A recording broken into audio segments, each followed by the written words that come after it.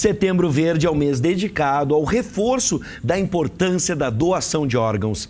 Hoje é o Dia Nacional de Doação de Órgãos e Tecidos, um ato que pode salvar muitas vidas.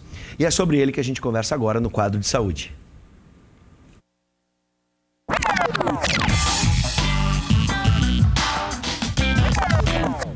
Com a gente, o coordenador da Central de Transplantes do Grupo Hospitalar Conceição, Dr. José Luiz Toribio Quadra. Isso. Perfeito. Doutor, Perfeito. Seja bem-vindo, viu? Muito obrigado por atender o nosso convite. Eu tenho certeza que se você tem alguma dúvida, você, por exemplo, quer saber, eu posso ser, como eu faço para ser doador de órgãos e tecidos, manda pra gente, 99588-2374. A sua dúvida é muito importante, afinal de contas, a gente está falando de algo que pode salvar, não uma, mas muitas vidas. Já começo com essa informação. Doutor, se a gente for pensar, uma pessoa, né, com seus órgãos e tecidos pode salvar mais de uma pessoa, correto? Muito mais, né?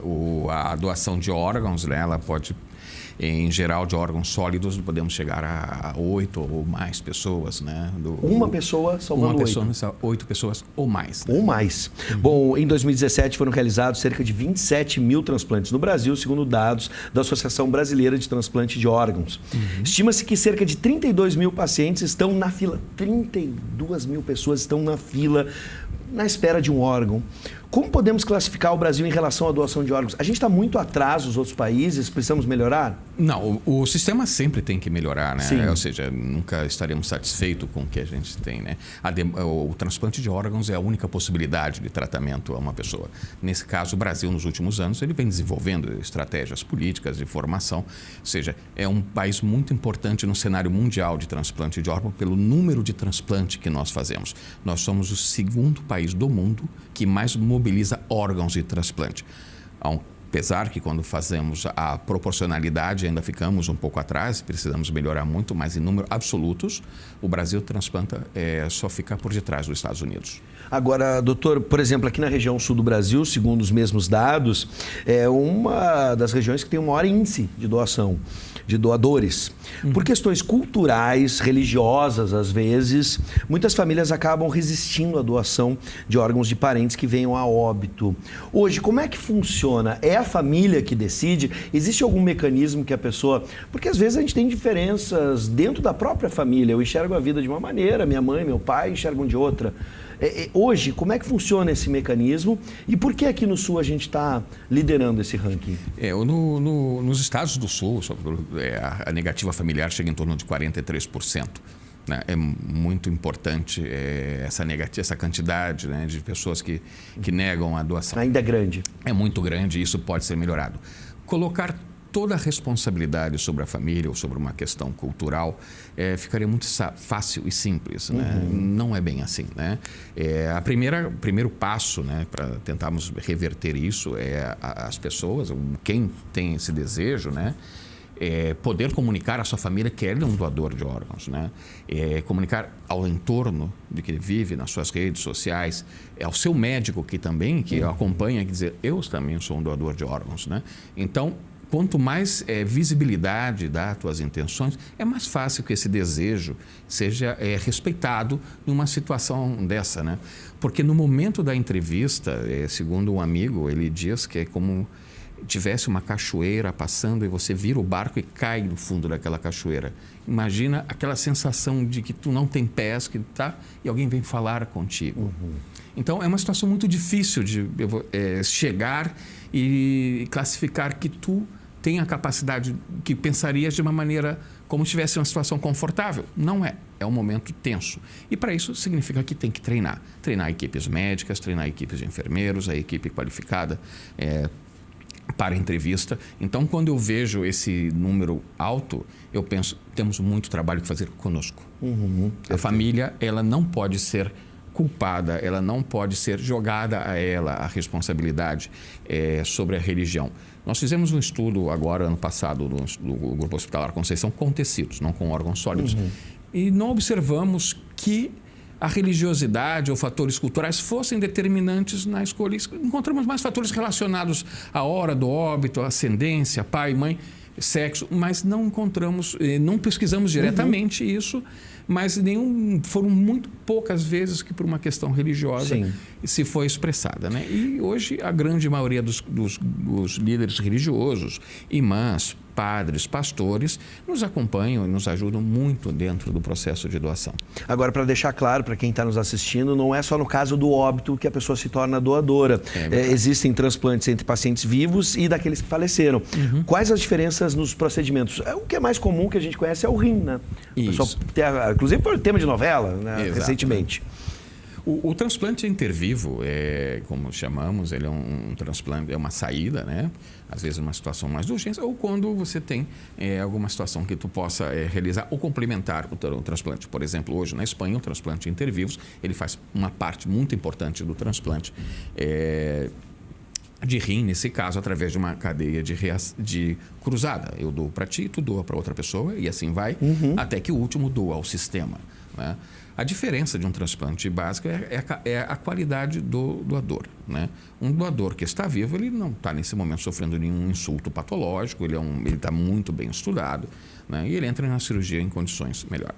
O doador cadáver, aquela pessoa que faleceu e está com os órgãos em manutenção, essa pessoa sofreu um insulto, ela teve um trauma, ela teve um AVC hemorrágico, ela teve uma lesão cerebral destrutiva muito grave.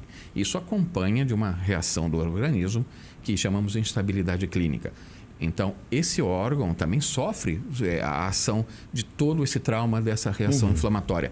As condições não são, vamos dizer, iguais, mas hoje em dia, com a tecnologia, com os dados que temos e o treinamento das equipes de manutenção do potencial doador, mantém uma sobrevida do enxerto de doador cadáver também bastante alta e até eu acho que dentro de algum tempo serão bastante próximas de um doador vivo. Bom, quais são os órgãos que podem ser doados entre pessoas vivas e nos casos de óbito, então, quais os que podem, a gente já falou quantas pessoas, mas o que a gente pode doar no caso da morte?